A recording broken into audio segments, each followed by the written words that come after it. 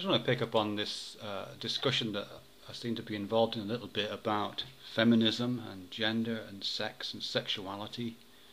I made a couple of videos with it, and there was some great responses, a dialogue response that Professor Anton and Valerie put together on Professor Anton's channel, and also Nuclear Night and Jelly Master Boo Boo and one or two other people have been either commenting or making videos, and I've had a lot to think about. That's been so interesting, and I've just been watching a video by Valerie on Professor Anton's channel, which again is really interesting. So I'm going to kind of address this to Valerie just because that's the most recent video I've watched, but it's really intended for a slightly more dispersed readership, viewership, whatever. But I don't want to do though. I don't want to make an academic response. That's kind of my job really. I know it's yours as well, Valerie, and Corey. So. Yeah, I don't want to kind of replicate the kind of discourse I have in my day job. So I thought I'd try to do a bit something else. I thought I'd just talk a bit about experience, really, my own experience a little bit. And when I was watching your video, Valerie, a minute or two ago, I got this. I was having this kind of Proustian rush, really, to do with David Bowie, actually. David Bowie. Because David Bowie was very important in my formative years, when I was, I don't know, 12, 13, something like that, I guess. Just kind of entering puberty, that kind of age, really. David Bowie was the key figure, as I was walking towards Chapel Perilous, that kind of, that area. It was David Bowie who was the gatekeeper of manhood for me, which is a fantastic figure. I'm eternally grateful to David Bowie for being the guy who was there. And but it was an unusual one, and it's kind of stuck with me quite a lot, and I think influenced me quite a bit. And and my investment in David Bowie was complete. I mean, it was love in the most fullest sense. I mean, not just homoerotic, although that was undoubtedly part of it, but a complete absorption with another person. You know what I mean? You get that kind of love affair when you're kind of in. You and this other person are in this circle together. You're kind of in the egg with this person, doing the horizontal gene transfer thing. You're so close. That was the kind of experience I had with David Bowie, not personally, of course, but with the idea of him. And I remember so well going into the record shop in Rawtenstall in Lancashire and buying my first David Bowie album, which is Aladdin Sane, which is a brilliant album, absolutely brilliant. Fantastic song, but the album art itself was great, and of course it's when albums came on 12 inches of vinyl, so the album art was quite spectacular. And it's a picture of David Bowie, sort of naked from the chest up a torso, and his head, and he's got this fantastic hair and this big lightning streak painted across his face. And he's got this weird, what looks like mercury pooled into this little concavity just above his collarbone. So it's like this. It's really symbolic substance, this quicksilver pooling in his collarbone. Just gorgeous, and the music was fantastic. And I just remember going home and just playing it over and over and over and over and over again, just looking at the album art and reading the lyrics and kind of embodying that. And the lyrics are full of kind of space alien stuff. It's all, it's just brilliant. I can't begin to explain how powerful it was. And of course I bought all the rest of the albums after that. His back catalogue, I bought Space Oddity, and I bought Rise and Fall of Ziggy Stardust and The Spiders from Mars, which is still my favourite album, I think, of his. And I've still got all of his on my iPod. I've still got all of his songs, all of his music apart from pin-ups. Just fantastic, unbelievable. And there was something about, I guess because it was the sort of dawning of my sexuality and my coming into manhood in different kinds of ways, and the fact that the kind of role model I'd chosen to adopt was a fucking weird role model, let's face it.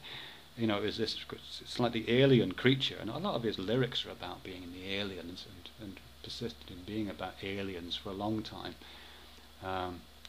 And he had this kind of weird ethereal quality. His body was definitely a bit odd. His eyes were different colours, and he had these long white fingers, which contrasted with my kind of stubby little brown ones. It was just fantastic. Yeah, and the kind of sexuality and the kind of gender performance which he seemed to be giving off, it wasn't Yeah, there was a documentary or a kind of film based, not documentary, but a film based on kind of glam rock and David Bowie came out a few years ago called Velvet Goldmine. And it portrayed the whole thing as a kind of gay thing, which, of course, there was gay stuff going on, but the David Bowie thing wasn't gay. It was at least it wasn't for me. It was deeply alien. You weren't on planet Earth with the binary divisions of gender, sexuality, and whatever that seemed to persist and fall out here. You were on, I don't know, some other planet. You were amongst the spiders from Mars, scuttling around in all kinds of weird configurations, and it was almost, and I don't know overstate it, but it was a bit like being polymorphously perverse as a 13-year-old or whatever age I was at the time. That was the kind of offering. You were cast out of the human binary into some kind of quicksilver netherworld of polymorphously strangeness and perversity, perhaps. Just brilliant, just really, really great stuff. Of course, I didn't grow out of David Bowie. I still love David Bowie, if I'm honest. But I did kind of course, get past that moment and find an appropriate sexuality and find ways to perform behaviours which were appropriate to, whatever it was I was turning into. But it was always, and it still is, a little bit like the man who fell to earth. It was that kind of image of the man falling to earth and being cast onto a planet where like this planet, this is where gender works here, and these are the performances you have to give here. But the fact that me and Davey were kind of spent a couple of years there, shooting through the stars and visiting other planets and trying all kinds of other things out, I have to say, that the kind of binaries and the kind of limited opportunities that planet Earth offered were, just all right. They're just kind of local customs, you know what I mean? And I still kind of see them as local customs sometimes. It does still feel a little bit like play acting, in a nice way, But yeah, I'm eternally grateful for David Bowie for doing all that for me, and for allowing me to avoid a smooth rite of passage from boyhood into manhood. Highly recommended. I want to just end this video at playing my favourite David Bowie song, and this is the song I would want played at my funeral. It's from Ziggy Stardust and the Spiders from Mars, and it's Rock and Roll Suicide. I'm just going to kick this off, and it's got the best start, the best middle, and the best end of any song. Just listen to the way this thing starts for a start.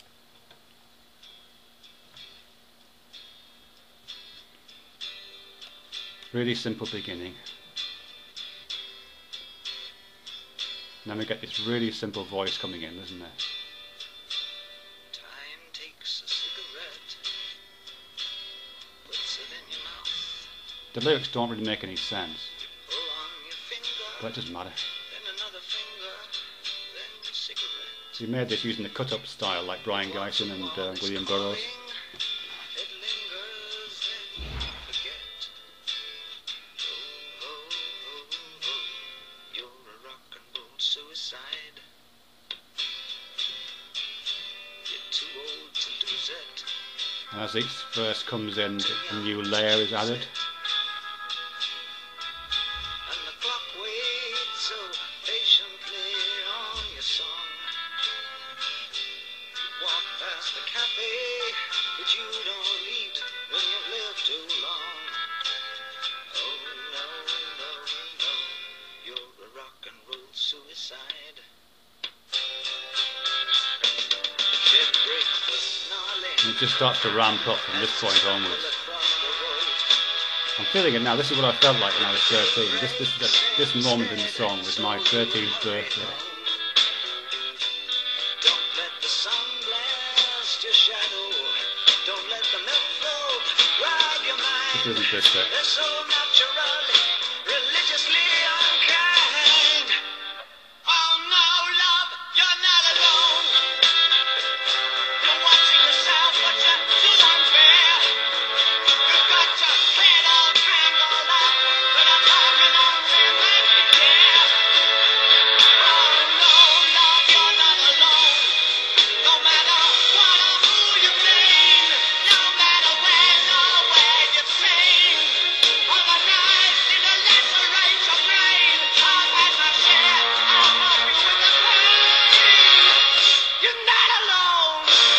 best close of any song ever written.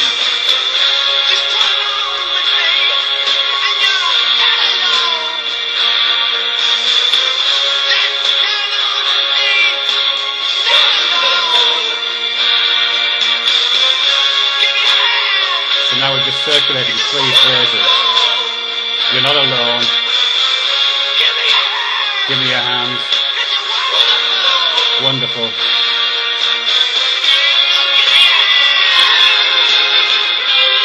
And it ends with the best chord any song ever ends on.